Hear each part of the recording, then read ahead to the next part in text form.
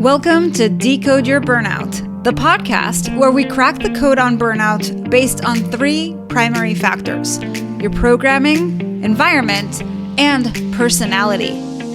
We also feature experts who debunk the myths about what it takes to be successful in their industry and spin those tips to fit the workplace so you can optimize the way you work. I'm your host, Dr. Sharon Grossman, a psychologist turned coach, author, and burnout expert. If you're burned out and want to go from exhausted to extraordinary, book a free breakthrough session with me by going to bookachatwithsharon.com. And if you want to see how you're doing and what to focus on next, download the Burnout Checklist. You'll find the link in the show notes or go to bit.ly/checkyourburnout. Now let's get started.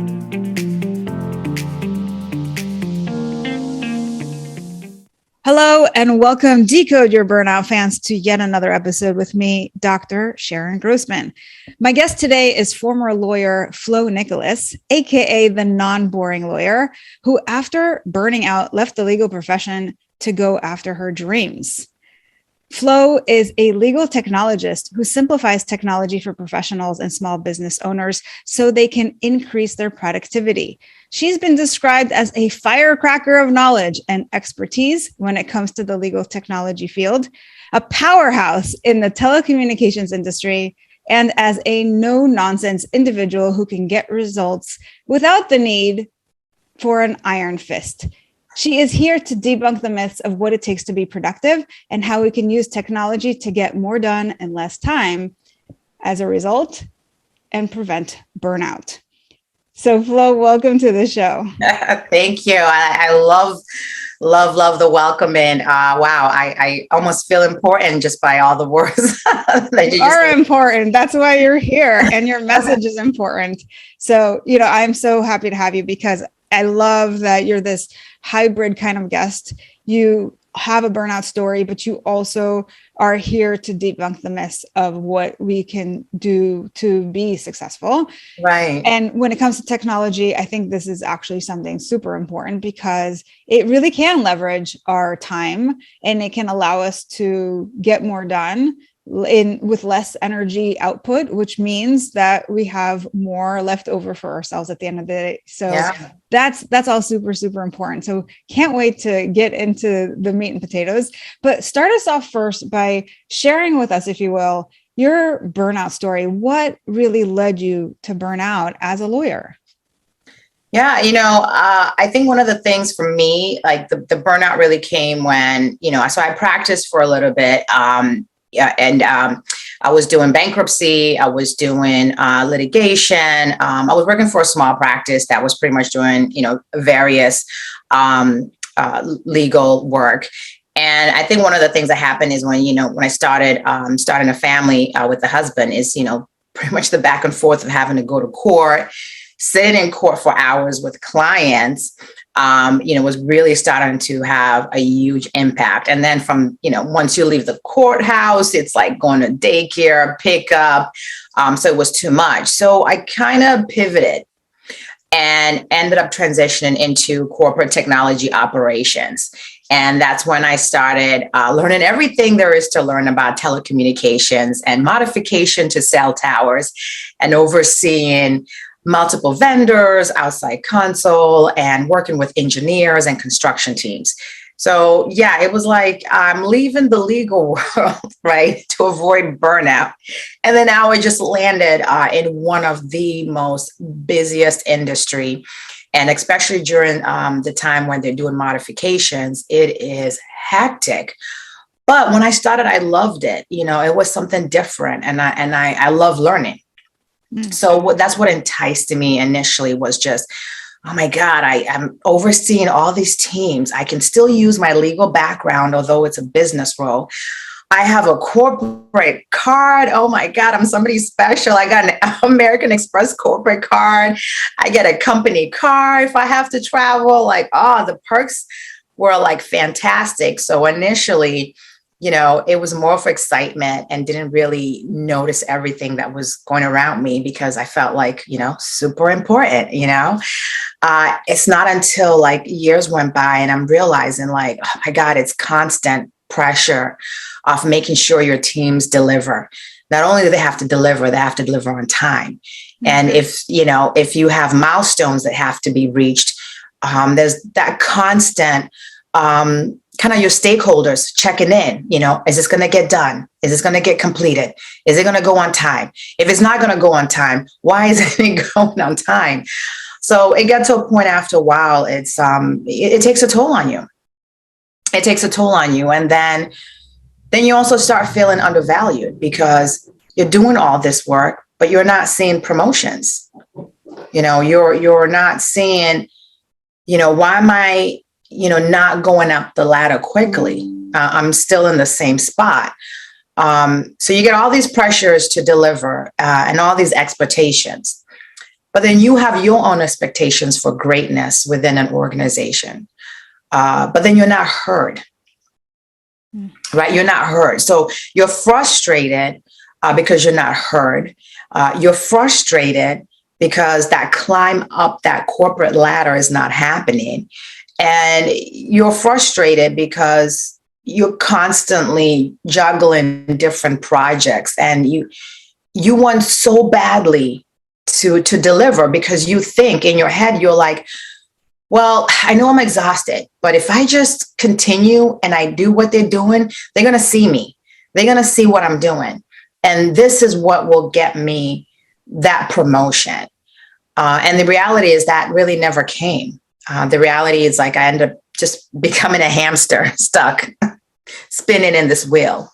And that's when the exhaustion started kicking in because now I'm unhappy. So I'm unhappy. I'm exhausted. We went through a merger with another big company, and it's like trying to now learn the new processes of another company. Now you're with people that don't know you, that are like, well, we don't know you. You've got to prove yourself. So now it's like, oh my God, now I have to start all over again to prove myself to new people. Like it just became so overwhelming. And I broke down. I think when I broke down, because I'm not really huge on crying, but one day somebody said something to me that just hurt my feelings. Like I wasn't doing good enough when we were prepping for a project. And I was busting my butt to train new vendors, get acclimated with new systems. And that hurt me so much because I was already broken. So those words just really I just got off the phone and just started crying. And from there, I went to the doctor's office because I was like, this isn't normal, right? It went from, oh my God, I'm working so hard to, no, I don't think this is about working hard. This isn't normal. This is I'm exhausted. I wake up every day and I feel like I didn't even sleep. I'm so tired. On Sundays going into Mondays, I'm literally anxiety, depressed, upset. I'm staring at my computer before I have to log in oh my God, I can't believe I've got to log in right now. Where do I go? Where do I run? It now became just exhaustion, being overwhelmed, undervalued, not appreciated. And all those bricks that I was trying to hold up came tumbling down. And that's when I knew it was time to make a change. And when I went to the doctor, she basically said, you are doing too much and you need to stop it. And that was a wake-up call for me. I love that. I often talk about how burnout is a wake-up call because we get really into autopilot mode where we're doing all these things and we don't question it. And kind of like in your story, there was this really deep desire to feel important, to be valued, to move up the corporate ladder. And so at first you had that, which is what kind of drew you in, and you wanted to keep accelerating that. And when you felt like there were some breaks and that it wasn't moving in that direction, things start to break down. And now you are, when you experience that, what do? You put more weight, more, your Yeah. foot is even further on that pedal, trying to go even faster. Yeah. And so we're not listening to our bodies. We feel the exhaustion, but kind of like you said, if I just continue, they'll see me. And I Right. think that's the sentence that really captured it for me, because that's what most people experience, especially the doers, right? It's I'm not really paying attention to what's going on inside. There's something external that is more important, and I've got to focus on that and just ignore whatever is getting in the way, whether it's my own Yeah. exhaustion, whether it's my anxiety, whether it's my frustration. Like, I just have to keep plowing forward. And I love that you had that wake up call and that you've reinvented yourself Yeah. and have this whole new life. So I'm sure there's people listening to this right now who really resonate with your story. All the ways that you've described it are actually so familiar, I'm sure, for a lot of people, that constant pressure, that need to prove Yeah. yourself, and how exhausting it can all be. And when you're in the midst of burnout, it's hard to sleep. It's hard to feel rested. It's hard, even when you do sleep, you wake up the next morning and the dread is there. Yeah. Right. So I love the message that this doesn't have to be the end of the road for you, but it can actually be a new beginning. So take us Yeah. on the journey of where you went from there. And it sounds like you ended up in an even better place than where you started Yeah. initially. Right. And that's a great message for people listening who are currently feeling dissatisfied, undervalued, exhausted, that want Yeah. to maybe figure out, like, what else can I do? How can I reinvent myself? What's available to me? Yeah, I'll never forget it. What pretty much happened to me. I knew I had to make a decision, either, stay around and see what will happen if the new company will take me more seriously.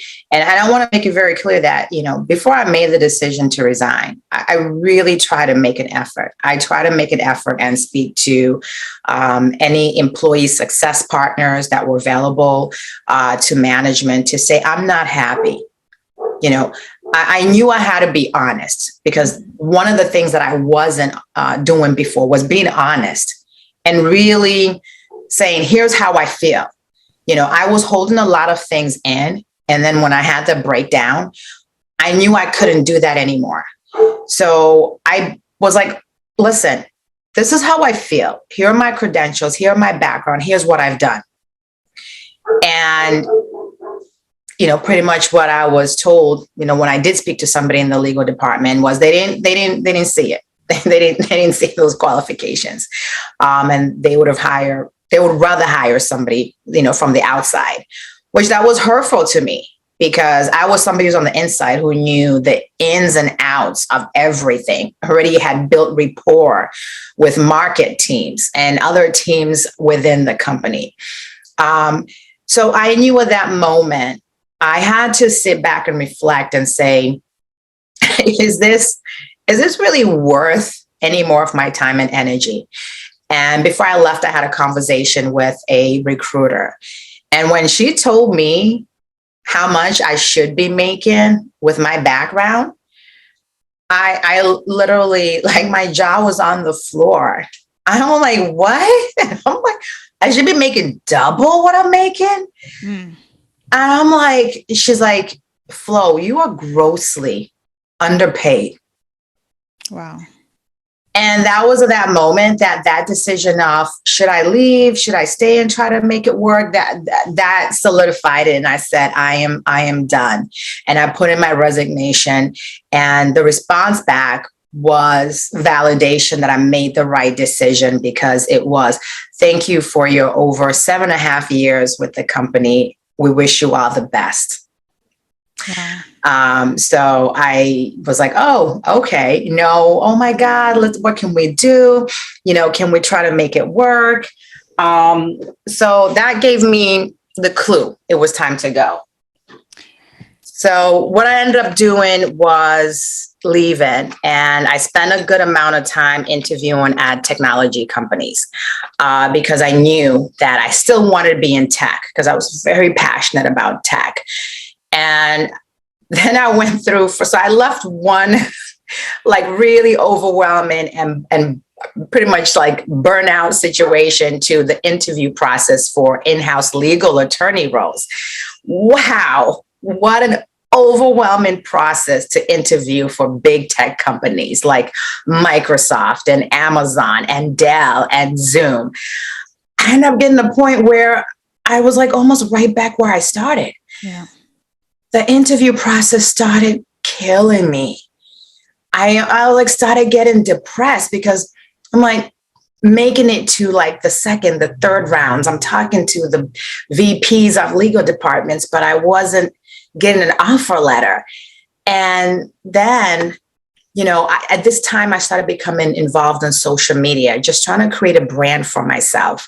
And that's how, I became known as a non-boring lawyer, really dived into teaching other lawyers about the importance of technology and also just sharing with the rest of the community about just all the wonderful things that were happening with the tech sector. And that's when I got noticed by another lawyer who had just started her startup company called Laura Frederick. And she saw what I was doing and she's like, oh my God, I love you for you. I love you for everything that you're doing. And I want you to come work with me. And it was like, what? Really? Yeah. And I want you to sit at the table. We're going to give you a good title. And she, we brainstormed together and she's like, I'm going to call you the Chief Growth and Community Officer at the company. I'm like, wow, like, are you serious? I'm like, it's like literally begging for a higher position. And here's a woman who's like, I see you and I see your qualifications. I see your value and you belong. Mm-hmm. Do not devalue yourself and don't allow others to do the same. And so I had this wonderful opportunity. And during this time, she started to mentor me. She started to mentor me to really shape me up to where I am now, where I ended up starting with my own company, because she said, yeah, I would love for you to stay and work with me. But at the end of the day, I see more for you. I see more for you. And you are way more talented than what you give yourself credit for. And to hear that, and to have someone who isn't trying to say, here's 50 things that I need you to do. And then when you're done with those 50 things, I'm going to bury you with another 100 things to do. It was like a nice change, like a nice flexible work schedule, just a refreshing change to knowing that I can have this senior position, have this senior title, but I don't have to bury myself 6 feet under to have it. And that's what she's taught me. And that's how I'm leading with my company as a founder and a CEO. Wow. I love that whole journey and just the takeaways from that of how when you know what's not working for you and you put yourself out there and you don't stay because of the fear and you're not in that scarcity mindset, you let go. And you allow things to happen for you. All of a sudden, you found yourself in a place where you were completely aligned from a value perspective. Everything that you wanted was all of a sudden packaged and delivered. Yeah, like fell on your lap. So I love that story. Now, now, if you would, let's shift into the actual technology piece, because I know there's people here that are listening and there are so many things that we have to do, and especially business owners wear all the hats. And so how can we, we want to know like how to use this ability or this technology so that we can create more time for ourselves. So let's start first with what are the biggest myths? What are the things that keep people from leveraging technology? And then maybe we can shift into actual technology tips that you might have for us. Yeah, I think one of the biggest myths that I see is that people think it's too expensive. And you bring up a great point, because as a CEO, a tech founder, right now it's just me. Like I will hire freelancers to, help me. Because again, one of the biggest things I want to try to avoid is you wear many hats, but it can be very dangerous because that's an easy way to get burnout. So what I've done that is really helping me, because as I mentioned, right now I'm the founder, I'm the CEO, I'm the marketing team, the legal team. What I have found is that there is so much technology on the market to help me get my job done. And right now I'm self-funded. I don't have investor money. I'm using my money. I'm investing in me and my company. Mm-hmm. So I'm really, really super frugal. And super cheap. So I'm here to tell you that if you're hesitant to use technology because you're like, oh my God, it's going to be like $20,000 or $50,000. I'm here to tell you that is so not true. There are some tools out there that are like literally either like $10 a month, $20 a month, or you can actually buy a whole subscription. And you can save money by actually paying for a full year subscription, and it'll be like $100. And I'm using those tools right now. I'll be more than happy to share the tools that I'm using as well. Well, give us maybe one example of a tool that is on the cheap side that can really help you boost productivity or help you get things done in less time. Yes, no, definitely. So one of the things that I love to do, because, as part of my job, is I'm reviewing a lot of contracts that I get for vendors. And, that can be time consuming, especially if you're getting like a 5-page or 10-page contract from vendors that is like riddled with so much language. What I love to use right now, there's so many tools that are on the market. It's simple to use. So if you already have Microsoft Word, if you're already using Microsoft Word, there are tools that are add-ons. It's an add-on. One tool that I've been using has been the brief catch tool. There are other tools that are similar on the market. These are tools that actually will allow you, if you get a third-party contract, you can upload it into your Word document. And this tool will actually grade the contract and say, this contract scores a 29 out of 100. Wow. Yeah. And not only does it grade it, but it also will highlight language in the agreement that needs changes. And it will actually make the recommendation for you. So there's no guesswork of, well, what am I supposed to substitute this with?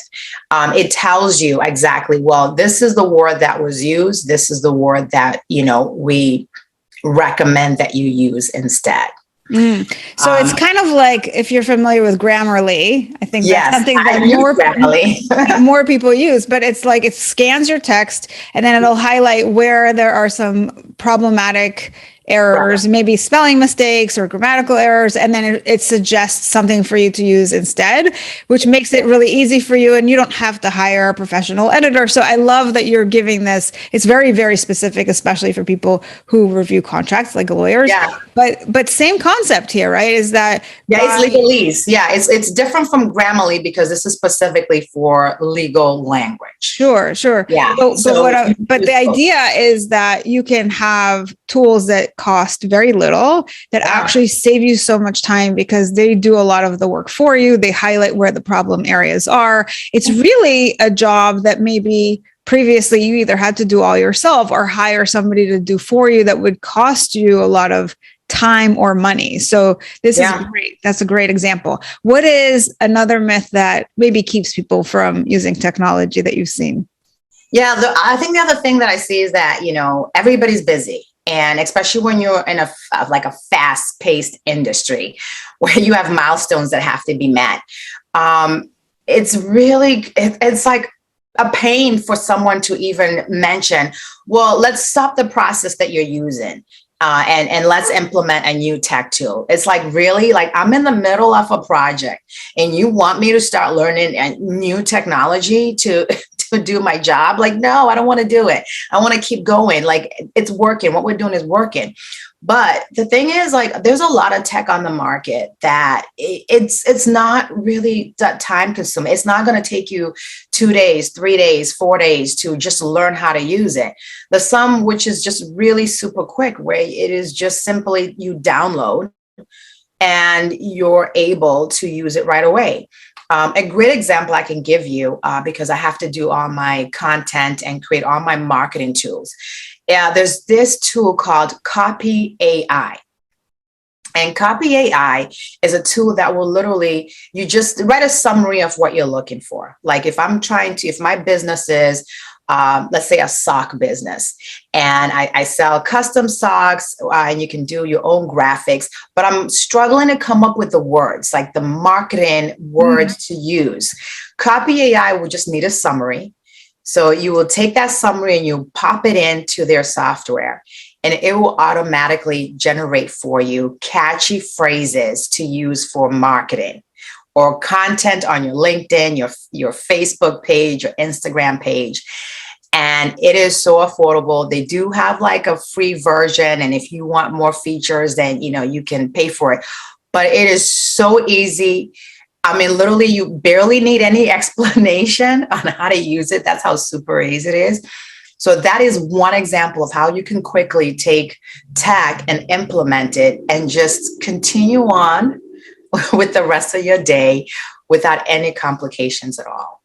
And that's actually really important for people who are stressed with time and, I have to learn a new thing. It's going to take even more time. I don't have the bandwidth for that. The idea that not only do you not have to spend a lot of time and energy learning this new tool, but it can actually save you time, because if you are doing your own marketing for your business, now you have less that you have to come up with. It actually comes up with it for you. And it's certainly worth a few dollars to be able to save yourself that time and also the mental energy that it takes to come up with some of these concepts. So that's a great tool. Thank you for sharing that. Yeah, no problem. I love it. Yeah. And what's a third myth that you've seen? I think pretty much like the third myth I see is that there's also this fear of if you start implementing and adopting technology, that all of a sudden, like, I'm going to lose my job, like my company won't need me, because then everybody would just be going through some automated process, or our clients will just be going through some automated process. And that's one thing I see a lot on social media, like this idea that, there's some type of Terminator, kind of Terminator Judgment Day movie going on, where machines are going to come in and they're going to take over. And I'm here to say that, no, that's not going to happen. We got to remember that humans are the ones that actually are creating these tools. So we're still needed. And there's still a human element that's still needed to verify that everything that is being created is in accordance to your workflow, your procedure. So you still need the human eye. What happens, it takes less time. So instead of sitting down all day and spending 2 days or 3 days to generate and create an purchase order for a client, or to do a contract for a client, you now have automated processes that actually take care of that for you. Like for me personally, most recently, I have used automated processes to generate privacy policies for my app that I'm working on, to also generate terms of conditions for my app. All I had to do was go in and pretty much put in my company name, answer a couple of questions. This is the part I'm talking about where the human element is still needed.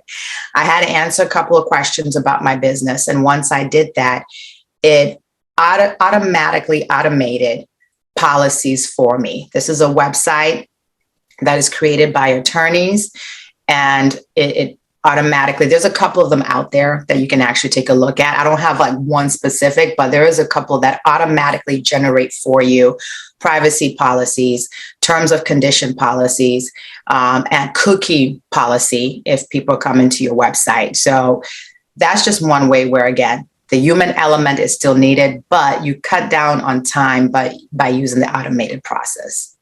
And for people who aren't in the legal profession, one tool that I can add that kind of fits the mold here is we certainly use things like, I use ActiveCampaign. So when I create some sort of an automated email sequence, I have somebody that maybe joins my program, or they sign up for a freebie that I offer, and then they get emails, and they can. It's like you still need the human component in the sense of I need to create the emails, like what is actually going into each of those emails, and I have to designate how long do I want the machine, if you will, to wait between each email. Right. So I create the entire automation, but then once I have that in place, every time somebody downloads my checklist or signs up for one of my courses or something, they can then get a whole number of emails without me having to reinvent the wheel each and every time. And that saves me a lot of time. And we can also ensure that everybody gets the same experience across the board. So it removes the variability factor.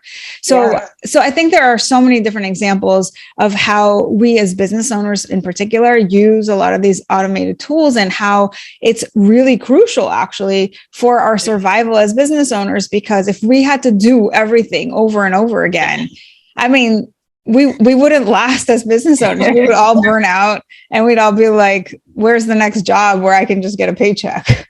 Yeah. I mean, you bring up a great point. I think one of the things when I started my company is like, I had to recognize the fact that I do have this bad habit where I like to wear many hats. And I like to do the, roll up my sleeve, hustle and work hard. And there's nothing wrong with having a hardcore work ethic. But I know myself that I will ignore the triggers, or if I've done too much.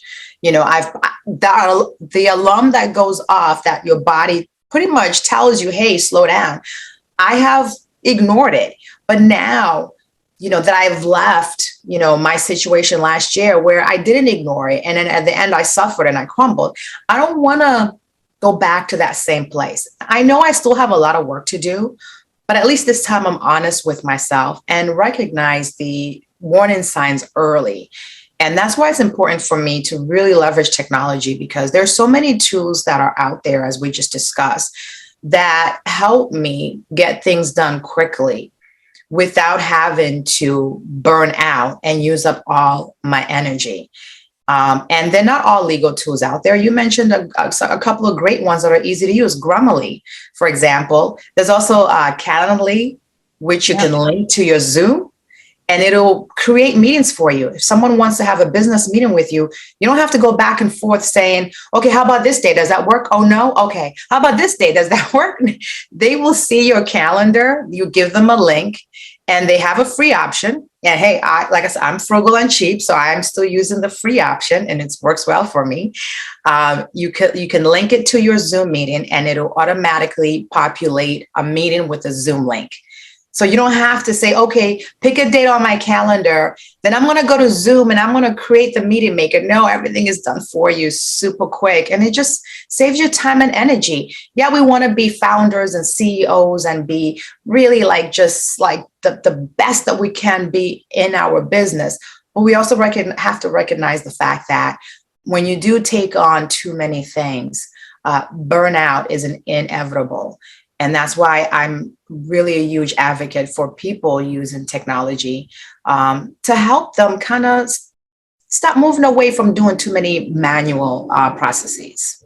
Yeah. So what we learned today is that technology doesn't have to be expensive, that even if you're busy, it can actually save you time, and that by leveraging it and creating these automated processes, you're not necessarily going to get replaced. In fact, what you're doing is creating more time and space for the more important things that you can be focusing on in your business. So, or if you're working for a company, I think you can also leverage technology, and it allows you to spend more time to bring your gifts to the forefront rather than doing all of these manual processes that maybe are the things that are burning you out in the first place, right?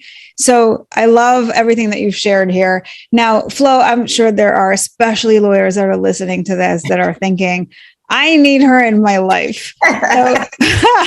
So if somebody wants to find you, work with you, where do they go? Yeah, so it's super easy because I'm known as a non-boring lawyer. So I'm non-boring lawyer on TikTok, on LinkedIn, on Instagram, on Twitter. So you type in non-boring lawyer and you will easily find me. Amazing. Flo, thank you so much for sharing your story. We've heard today about some of the programming that can get in the way and can bring on burnout, especially this need to feel important, which is a very common need that we have, but it comes from a certain place, right? Where we're looking for something outside of ourselves. We also heard about all of these environmental stressors that you faced of straddling the, parenting and the professional roles and trying to do your best on both sides. And that's obviously something that a lot of us are dealing with in our lives. And then certainly that need to just focus on doing and moving up the ladder. All of those things can come together for the perfect storm. So if you are a doer and you're listening to this, we would love to hear from you and really understand what is it that you've taken away that maybe you can start to do things differently. Maybe you've already burned out and this has been a good wake-up call for you and you've already made some changes. Either way, we want to help you prevent burnout, certainly, and using technology is one of those great ways that you can do that. But also, we want to talk about how you can understand what is burning you out. That's what we're doing here. We're deconstructing. That's what we are, decoding your burnout. So I would love for you to help me spread this message by subscribing to the show on Apple or Spotify and leaving us a 5-star review if you feel that we deserve it, telling us what you think, feel, or do differently because of the show. And if you're watching us on YouTube, you can also leave me a comment or questions to answer in future episodes. And please, please, please recommend the show to anyone you know who is struggling with burnout. We will be back with another amazing episode for you right back here next week.